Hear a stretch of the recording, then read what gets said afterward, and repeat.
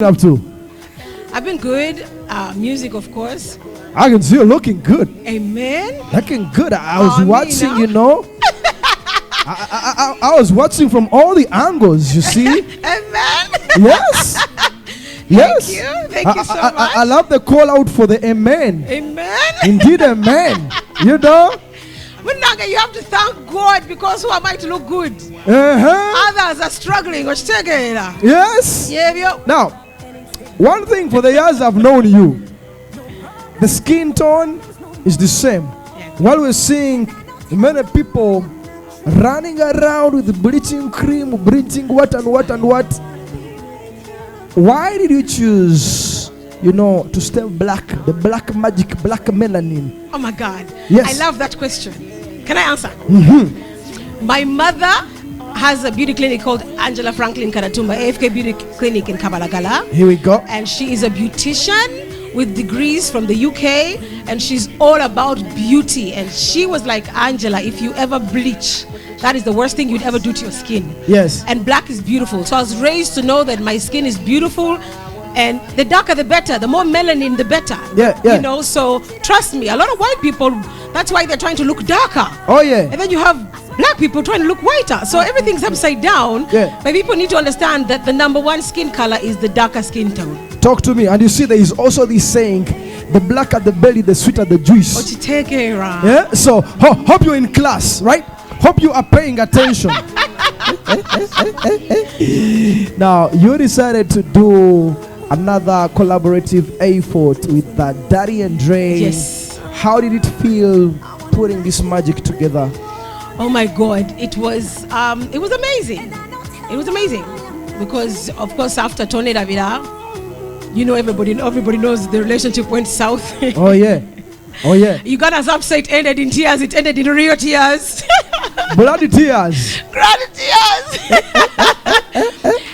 It ended in tears. But it was nice to see that he could be mature enough and put everything aside and say, I have a new song called Wendy with Angela. And he called the management, and I'm like, yes, please, I would love to do that. That was going to be my next question, on how you were able to, you go above the relationship which didn't work out, and you chose to continue, to do this joint project.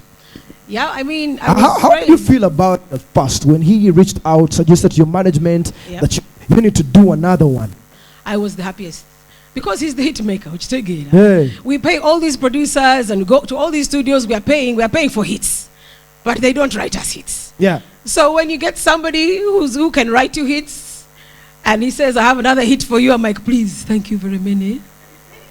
You know what I'm saying? Yeah. I will take it. And it's important because my family taught me to always separate business and emotions. Yeah. And a lot of Ugandans, I've realized, have failed on that concept. They become too emotional, and they like would that rather song you sang, emotional. Yeah. But that was still business. Okay. That was business. So because I knew that there was, a breakup, but and everybody was really waiting hard. to hear from me. You're making me emotional. I'm so emotional. Yeah. Oh, you remember? Yes.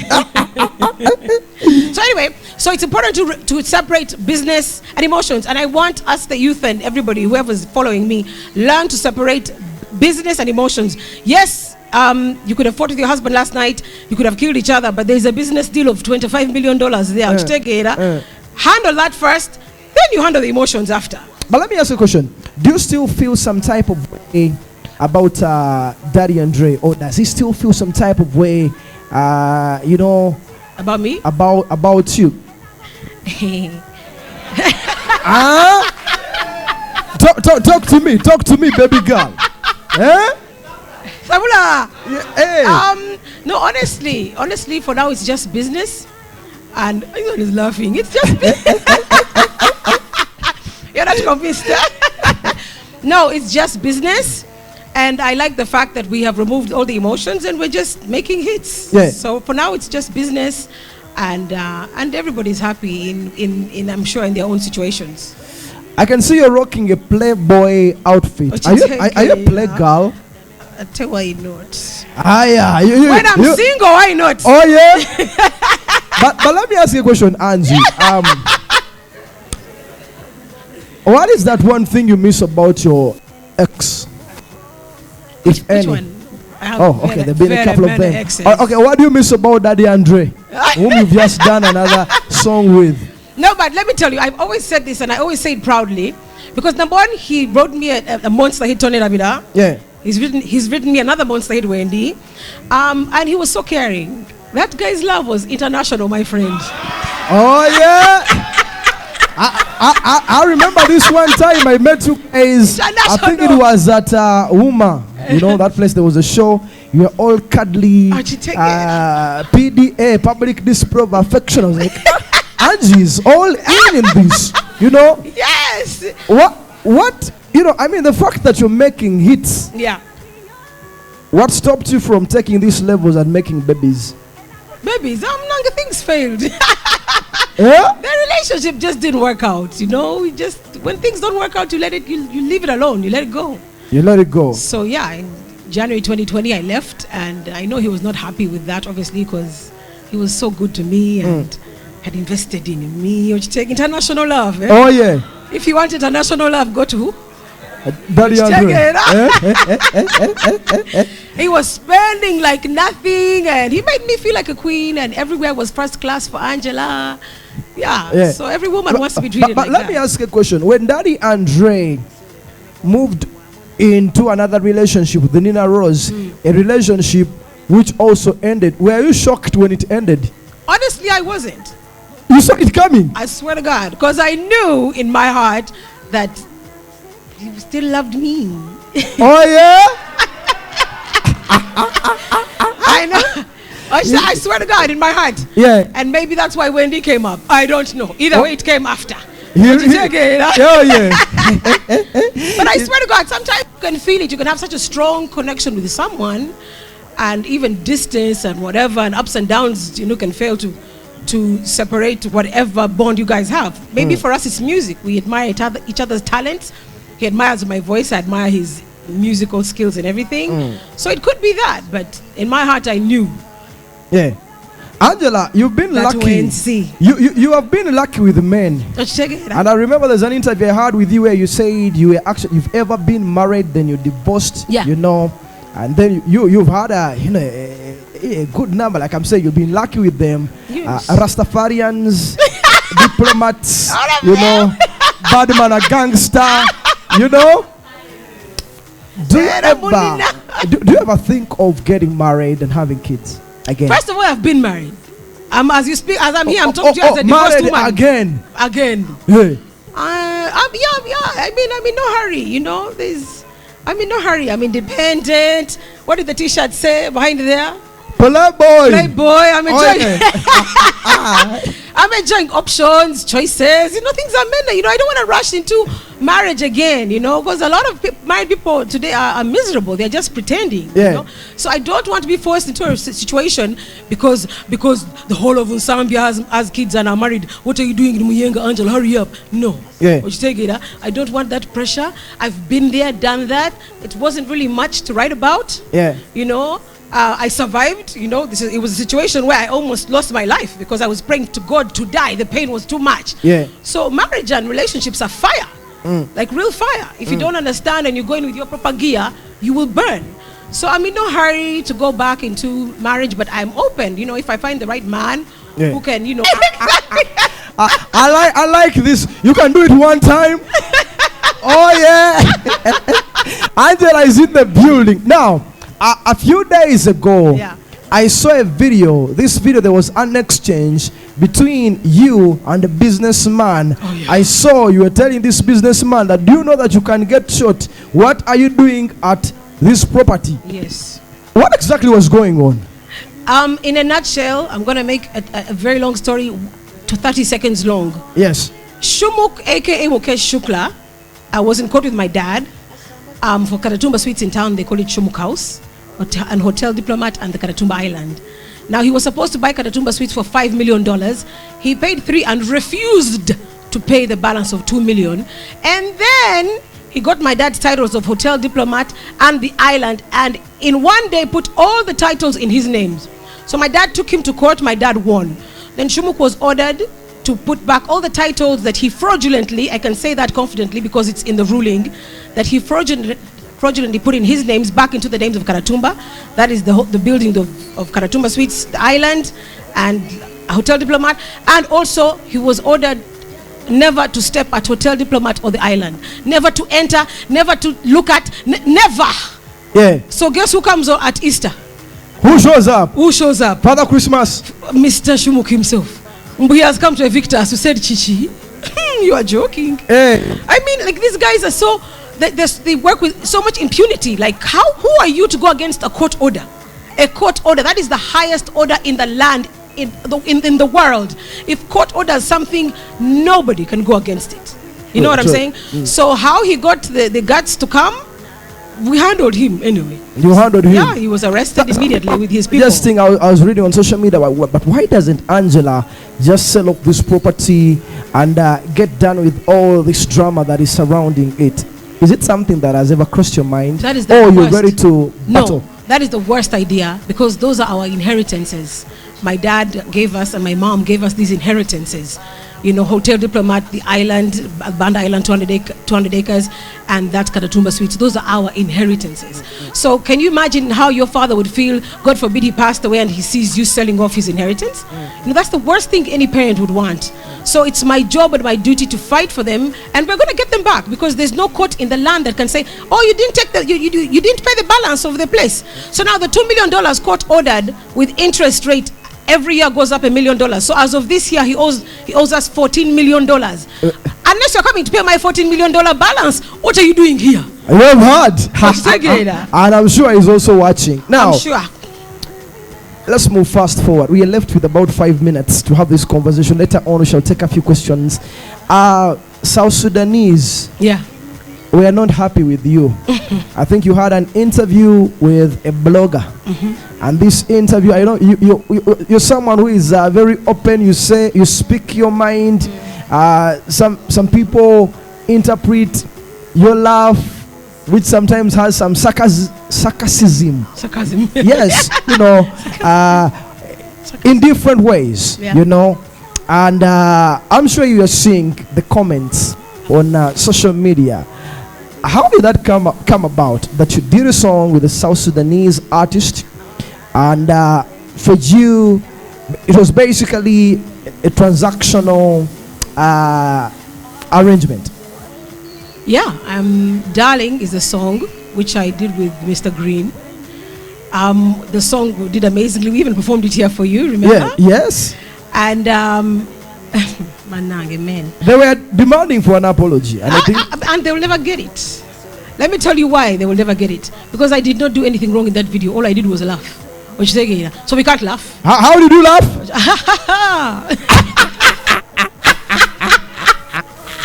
No, but seriously. Yes. So the problem came from, you see, a lot of people don't know this, but the actual problem came from Mr. Green. Yes. Now Mr. Green, a new artist, obviously got some hype from that Darling song, and he was excited. Now he wanted to do another song. So me and my management decided no.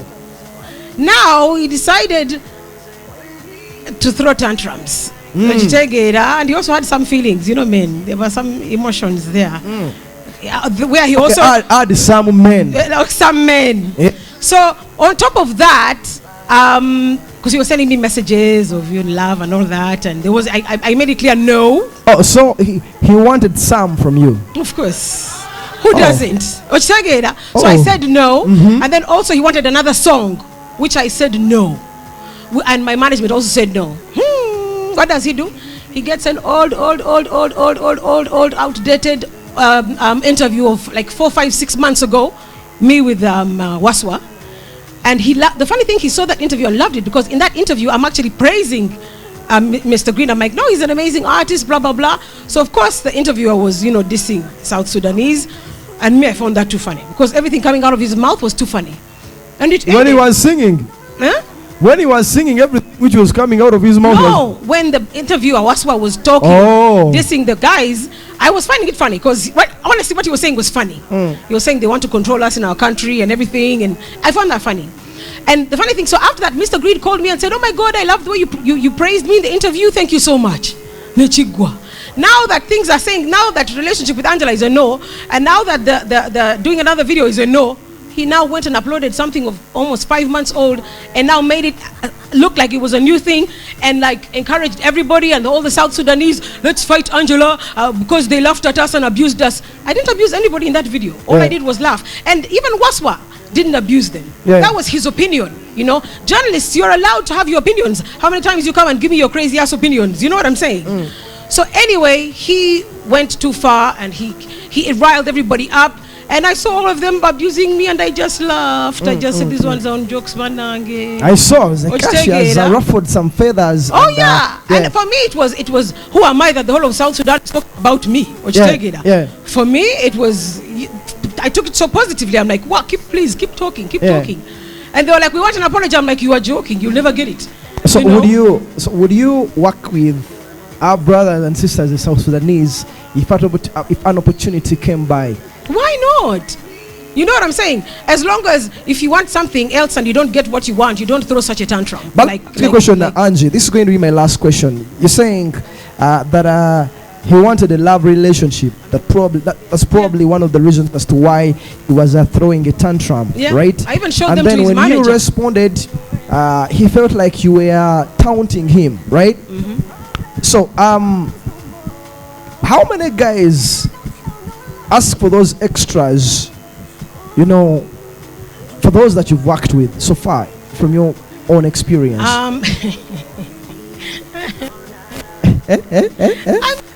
Men will always be men, but you know, the majority of men know how to take a no, you know, and then some, like Mr. Green, don't know how to take a no. You take it, and this man got the whole of South Sudan to fight his war. If they all knew, maybe today they will know that. They'll get a shock of their lives that they were actually, kumbe, this man was in love and he brought all of us into his mess. Today they are going to get a shock, because for the first time I'm talking about it, because I ignored it. So some men will always, you know, men. Some men. Yes. But as a lady, you know, you politely, you know, give a no and keep it moving as friends. Okay, let me ask you. This is going to be the very, very, very, very last one. I need to know about your DM situation. In a week or a month, how many guys hit at you, average? I swear I die now. Thousands. So many in my Instagram, Facebook, TikTok these days. Everybody. Can we meet? Can we go for dinner? Oh my God, I'm in love with you. You marry me. So it becomes ridiculous. So you think, what are all these men looking for? But I don't even think it's only me. I think it's very many women also. Not very many women. Some are very unlucky. It cannot just be me. Money. They could be looking for money.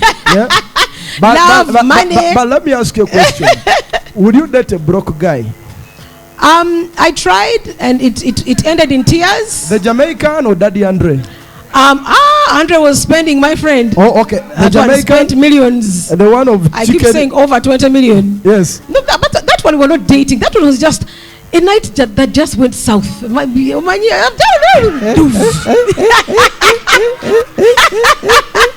was just a horrible night where I made all the wrong decisions and everybody just went south. We were too excited. So that was just an excitable night that went south. But Angela, let me ask you a question. What kind of guys are you into? Obviously, they have to be secure financially, obviously, because I don't want to be stressed. So Musoga is off the list. Okay, let's go. Philip is off the list. Christian Homie is off the list. Keep it going. That is so funny. You're so silly, Calvin. No, obviously a financial and also secure. And a man, you know, the man I want is somebody who can be like, oh, Angela, you have music. I love your music, and he promotes me. Yeah. You know, supports me. You know, you can even find. Let me tell you, there'll even be men that don't even have that much money, but they are hardworking and they have ideas and they're ready to push and make deals and make money together. Yeah. You know what I'm saying? So he might be broke at that moment, but you can see that this is a real winner. This guy is what take are the signs that you are dating this guy? What are the signs of a schemer that is targeting your money? I'm still learning. I'm still learning. You could give us one sign. But some are so obvious. some are so obvious. Some would, will ask me to, like, I don't know, can we date and you pay for everything? That's a bit too obvious. I've had a few of those and I'm like, honey, wrong number.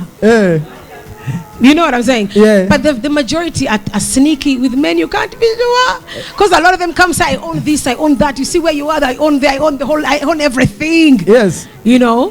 And by the time you find out, he's just scheming, he's lying. There you go, man. Show some love to Angela Katatumba one time. Yeah, she's about good vibes. And that wraps up our interview. Later on, we shall take a few questions. DJ Fiki, man, you're going to give us